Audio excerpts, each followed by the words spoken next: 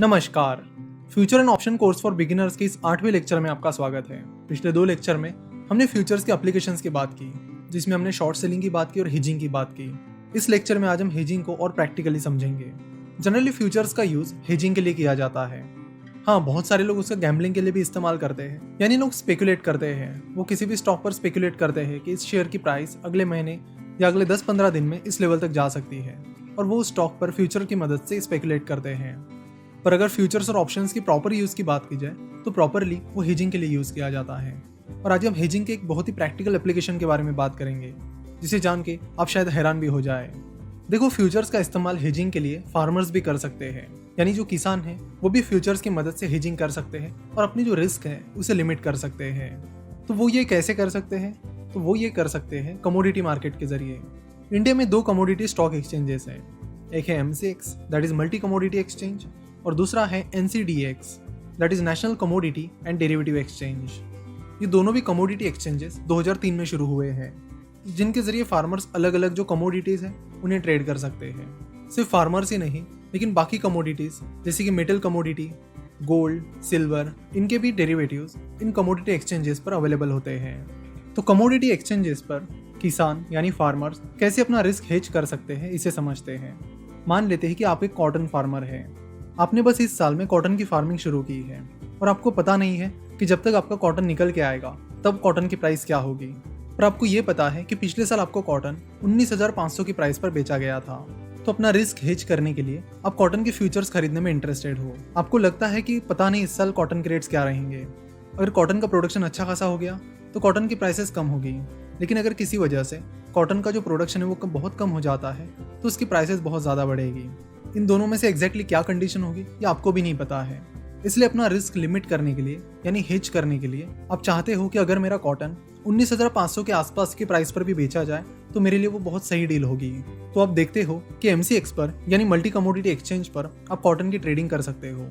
आप MCX पर देखते हो कि कॉटन की जो फ्यूचर्स कॉन्ट्रैक्ट है उसके अलग अलग प्राइसेस हैं। जैसे जनवरी 2020 के कॉन्ट्रैक्ट के लिए कॉटन की प्राइस 19,600 है, फरवरी 2020 कॉन्ट्रैक्ट की प्राइस 19,900 है, मार्च 2020 कॉन्ट्रैक्ट की प्राइस 20,130 है, अप्रैल कॉन्ट्रैक्ट की प्राइस 20,330 है, मई कॉन्ट्रैक्ट की प्राइस 20,340 है और जून कॉन्ट्रैक्ट की प्राइस 19,600 रुपये है। आप सोच रहे हो कि आपके कॉटन का प्रोडक्शन मई महीने के करीब आ जाएगा। जनरली आता नहीं है इस महीने में, लेकिन अज्यूम करते हैं। तो आप देखते हो कि मई के कॉटन कॉन्ट्रैक्ट की प्राइस 20,340 रुपये चल रही है और आपको लगता है कि ये चीज़ काफ़ी सही है कि ये प्राइस पिछले साल की प्राइस के यानी 19,500 की प्राइस के आसपास है और यहाँ पर आपको 20,340 रुपये की प्राइस भी मिल जाएगी। इसलिए आप चाहते हो कि आप अपना फ्यूचर कॉन्ट्रैक्ट यानी जितना भी कॉटन का प्रोडक्शन आपका रहेगा उतने क्वांटिटी के कॉटन के मई कॉन्ट्रैक्ट बेचना चाहोगे। जैसे कि यहाँ पर आप देख सकते हो कि मार्केट लॉट की साइज है 25 और जो कॉटन होता है वो बेल में काउंट होता है। हर कंट्री में बेल की अलग अलग साइज होती है। इंडिया में एक बेल मतलब 170 किलोग्राम, तो 25 बेल मतलब 40 to 150 किलोग्राम। जैसे कि आप 42.5 क्विंटल कह सकते हो या फिर 4.25 टन भी कह सकते हो। तो एक कॉन्ट्रैक्ट में 40 to 150 kg के कॉटन की ट्रेडिंग होगी। मान लेते कि आपके कॉटन का प्रोडक्शन आपको लगता है कि 8,000 किलोग्राम के करीब होगा, इसलिए आप प्रीफर करते हो कि कॉटन के 2 फ्यूचर कॉन्ट्रैक्ट सेल किए जाए। तो आप 20,340 रुपीज़ की प्राइस पर कॉटन के मई महीने के 2 फ्यूचर कॉन्ट्रैक्ट सेल कर देते हो। नाउ मई महीना आ जाता है, आपका कॉटन का प्रोडक्शन भी निकल जाता है और उस टाइम कॉटन का प्रोडक्शन अच्छा होने की वजह से कॉटन के रेट कम हो जाते हैं और 18,000 रुपीज़ के करीब हो जाते हैं। लेकिन आपका फ्यूचर कॉन्ट्रैक्ट कुछ इस तरह है कि आपको वो कॉटन 20,340 रुपये पर बेचना है, तो इस केस में आपको प्रॉफिट हो जाएगा। लेकिन अगर मई में कॉटन का प्रोडक्शन बहुत कम रहता है या किसी वजह से कॉटन की प्राइस बहुत ज़्यादा हो जाती है यानी 22,000 के करीब चली जाती है, तो उस केस में आपको लॉस हो जाएगा। तो यहाँ पर हेजिंग का असली मतलब ये है कि आपने रिस्क को कंट्रोल किया कि लास्ट टाइम 19,500 के करीब प्राइस थी, आप नहीं चाहते थे कि कोई रिस्क हो, तो हेजिंग में आप कभी कभी प्रॉफिट भी मिस कर देते हो और ऐसा होता है। लेकिन जब आप रिस्क को लिमिट कर रहे हो तो आपके लिए इंपॉर्टेंट ये बन जाता है कि लॉस को लिमिट किया जाए। चाहे थोड़ा बहुत प्रॉफिट मिस हो गया तो चलेगा, लेकिन ज़्यादा लॉस नहीं होना चाहिए, और हेजिंग का यही पर्पज़ होता है। कमोडिटी मार्केट में 2 तरह की सेटलमेंट्स होती है।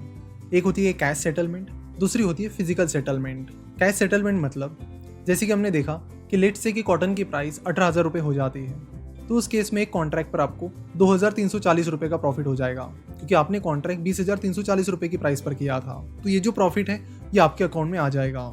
लेकिन अगर आप फिजिकल सेटलमेंट करते हो तो आपको अपना कॉटन एक्चुअल में उस कमोडिटी एक्सचेंज के वेयर हाउस में देना पड़ेगा, यानी उस सेलर को देना पड़ेगा। तो हेज करने वाले लोग जनरली कैश सेटलमेंट ही प्रीफर करते हैं। हम देखते हैं कि कई बार इंडिया में कई सारे फार्मर्स अचानक से कमोडिटी प्राइस ऊपर नीचे होने की वजह से सुसाइड कर लेते हैं।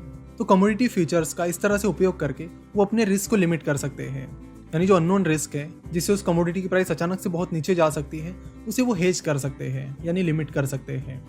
फिलहाल कमोडिटी एक्सचेंज पर सारी